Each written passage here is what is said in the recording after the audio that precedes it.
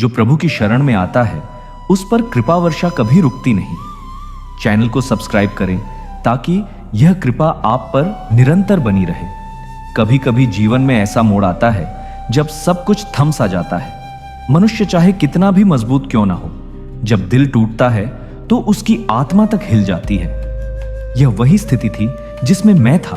मैं उसे भुला नहीं पा रहा था। दिन रात बस उसी का चेहरा सामने आता था। उसकी बातें, उसकी हंसी, उसकी मासूमियत, उसकी नाराजगी, सब कुछ बार बार स्मृति के पर्दे पर उभर आता था। मैंने लाख कोशिश की कि अपने मन को दूसरी ओर लगाऊं। किताबें पढ़ी, मोबाइल स्क्रॉल किया, दोस्तों के साथ हंसने बोलने की कोशिश की, लेकिन जैसे ही रात गहरी होती, सन्नाटा घिरता और मैं अकेला अपने कमरे में होता, उसकी यादें मुझे घेर लेती। लगता मानो मेरे हृदय पर किसी ने बोझ रख दिया हो। सांसें भारी हो जाती, आंखों से आंसू अपने आप बहने लगते। मन में एक ही सवाल गूंजता, मैं उसे क्यों नहीं भूल पा रहा? आखिर मैंने ऐसा क्या किया है जो किस्मत ने मेरे साथ यह खेल खेला? क्यों यादें पीछा करती हैं?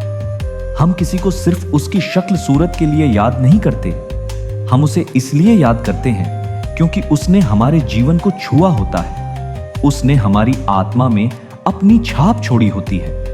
जब वह व्यक्ति अचानक दूर चला जाता है तो हमें लगता है जैसे हमसे हमारा कोई हिस्सा छिन गया हो। प्रेमिका को भूलना इसलिए कठिन होता है क्योंकि हमने उसके साथ भविष्य के सपने देखे होते हैं। हमने उसे अपने जीवन की कहानी में हमेशा के लिए का किरदार मान लिया था, और जब वह अचानक उस कहानी से निकल जाता है तो पूरी पटकथा अधूरी लगती है। यादें बार बार इसलिए आती हैं क्योंकि मस्तिष्क अधूरे कार्य को पूरा करने की कोशिश करता है। जैसे कोई गीत बीच में रुक जाए तो दिमाग बार बार उसे पूरा करने की कोशिश करता है। उसी तरह प्रेम का रिश्ता अधूरा रह जाने पर मन लगातार उसे पूरा करने के लिए स्मृतियों को दोहराता रहता है। मेरी स्थिति में ऑफिस में बैठा होता तो अचानक उसके भेजे पुराने मैसेज पढ़ने लगता। कभी उसकी तस्वीरों को देखता और मुस्कुराता तो कभी रो पड़ता। कई बार लगा कि मैं उसके बिना जी ही नहीं पाऊंगा। रात को नींद नहीं आती थी। सुबह उठकर लगता कि आज का दिन फिर बोझिल होगा। दोस्तों ने समझाया, भाई आगे बढ़, ये सब छोड़, लेकिन वे नहीं जानते थे कि किसी को भूलना सिर्फ सोच का खेल नहीं है, यह दिल की गहराई का मामला है। समाज और अकेलापन दुनिया बाहर से कहती है समय सब ठीक कर देगा, लेकिन उस समय ही सबसे बड़ा दुश्मन लगता है। हर बीतता पल याद दिलाता है कि वह अब मेरे जीवन में नहीं है। लोग कहते, कितनी लड़कियां हैं दुनिया में, फिर क्यों उसी के पीछे अटका है? लेकिन प्रेम एक वस्तु नहीं है कि एक गया तो दूसरा ले लिया। प्रेम तो आत्मा की गहराई का मिलन है। जब आत्मा का जुड़ाव होता है तो उसका अलग होना यातना से कम नहीं होता। भीतर की लड़ाई कभी लगता छोड़ देना चाहिए, भूल जाना चाहिए, पर अगले ही पल उसका ख्याल दिल को पकड़ लेता। मैं सोचता शायद वह वापस आ जाए, शायद कल का दिन कुछ और हो। यह शायद ही सबसे बड़ा जाल होता है। मैंने खुद से कई बार कहा अब और नहीं सोचूंगा, लेकिन मन को रोक पाना इतना आसान कहां। मन तो बंदर की तरह है, जिसे जितना बांधो वह उतना ही उछलता है। समाधान की खोज की शुरुआत इन्हीं पीड़ाओं के बीच मेरे भीतर एक सवाल उठा, क्या मैं सदा ऐसे ही जीऊंगा? क्या मेरी पूरी जिंदगी उसकी यादों में ही गुजर जाएगी? यहीं से मेरे भीतर तलाश शुरू हुई, अपने को समझने की, अपने दर्द को स्वीकार करने की, और धीरे धीरे उससे मुक्त होने की। मनुष्य का स्वभाव बड़ा अद्भुत है। हम वर्तमान को जितना कम जीते हैं उतना ही अतीत और भविष्य में उलझे रहते हैं। जब दिल टूटता है तो अतीत की हर छोटी सी बात हमें खींच लेती है। कभी लगता उस दिन उसने मुस्कुराकर मुझे देखा था, शायद वही उसकी सच्चाई थी। कभी लगता उस दिन उसने नाराज होकर मुझे झिड़का था, शायद वहीं से दूरी शुरू हुई थी। असल में यह मन का भ्रम है। मन बार बार पुरानी घटनाओं को दोहराकर अर्थ खोजने की कोशिश करता है, लेकिन प्रेम में जो हो चुका है उसका कोई स्पष्ट अर्थ नहीं होता।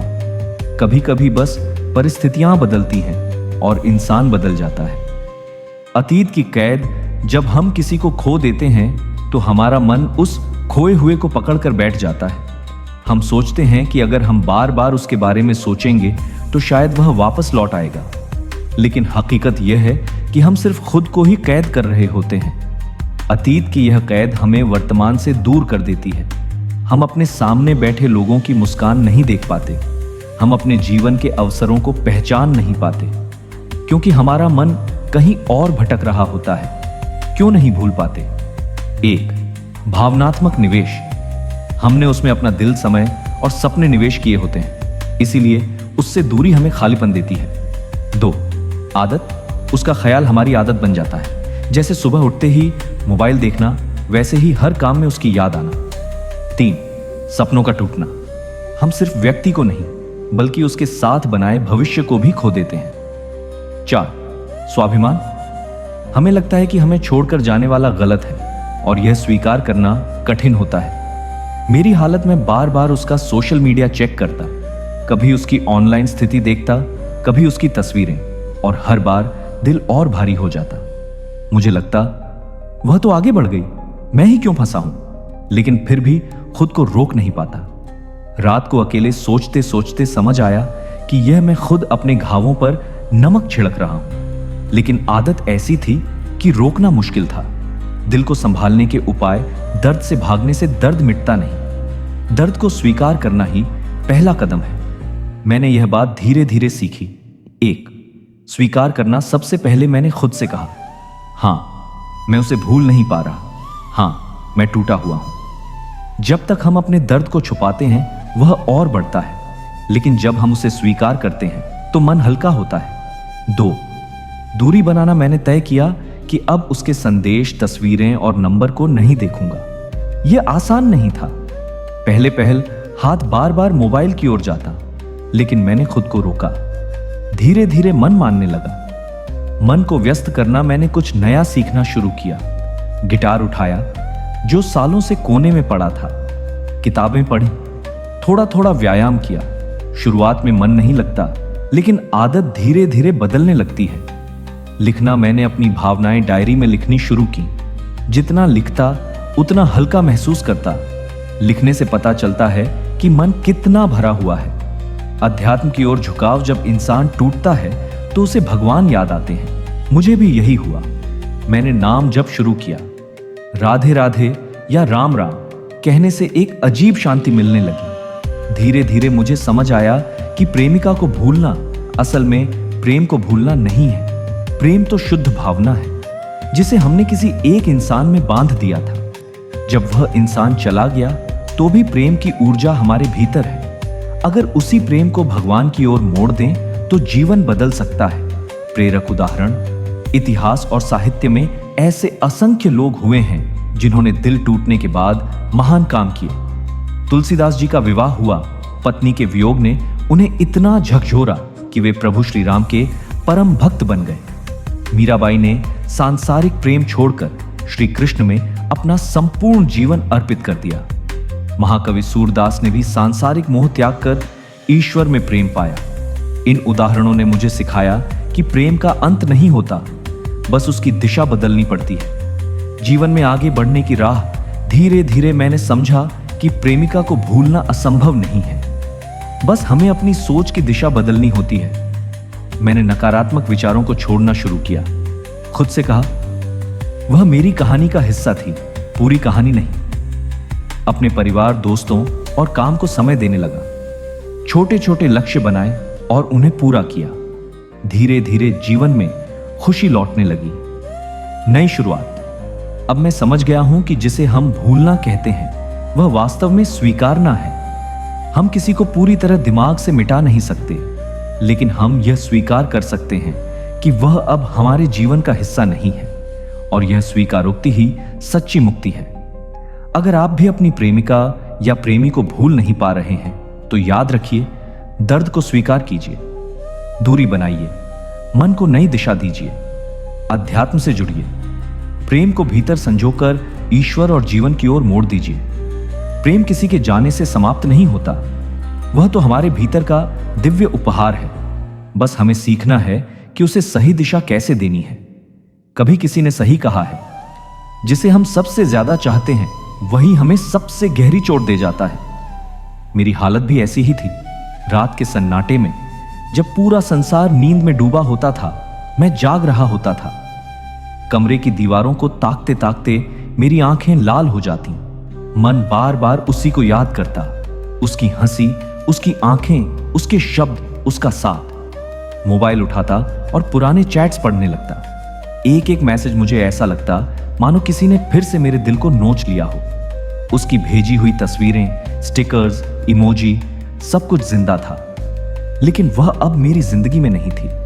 मैंने कोशिश की कि खुद को समझाऊं, कहता अब वह जा चुकी है, लेकिन दिल मानता नहीं था। दिल कहता शायद कल कोई मैसेज आ जाए, शायद वह मुझे याद करे। ये शायद ही मेरी सबसे बड़ी बेड़ियां थी। तन्हाई का बोझ सुबह उठता तो बाहर दुनिया भाग रही होती। लोग ऑफिस जा रहे हैं, बच्चे स्कूल जा रहे हैं, दुकानदार दुकान खोल रहा है, लेकिन मेरे भीतर सिर्फ खालीपन था। मुझे लगता इस भीड़ में मैं अकेला क्यों हूं? जब दोस्त बुलाते तो मैं हंसने की कोशिश करता, लेकिन वह हंसी सिर्फ चेहरे पर होती, दिल में नहीं। अकेलेपन का बोझ इतना था कि कभी कभी सांस घुटने लगती। क्यों नहीं भूल पा रहा था? क्योंकि मैंने उसके साथ भविष्य देखा था, क्योंकि मैंने हर छोटी सी खुशी उससे बांटी थी, क्योंकि वह मेरी आदत बन गई थी, और आदतें इतनी जल्दी नहीं छूटती। जब कोई रिश्ता टूटता है तो इंसान का मन सबसे पहले अतीत में भागता है। मन कहता है चलो पीछे लौट जाए, शायद वही पुराना सुख फिर मिल जाए। लेकिन सच ये है कि अतीत सिर्फ यादों में होता है, हकीकत में नहीं। मैं भी इसी जाल में फंसा हुआ था। कभी उसके भेजे हुए वॉइस नोट्स सुनता, कभी उन तस्वीरों को देखता जिन्हें उसने भेजा था। हर मैसेज, हर शब्द, हर इमोजी जैसे मेरी आत्मा से चिपक गया था। अतीत की कैद मन बार बार उन पलों को दोहराता। उस दिन उसने मेरी ओर कैसे देखा था? उसकी हंसी कैसी थी? जब पहली बार उसने मेरा हाथ पकड़ा था तो कैसा एहसास हुआ था? ये पल अब खत्म हो चुके थे, लेकिन मेरा मन उन्हें छोड़ने को तैयार नहीं था।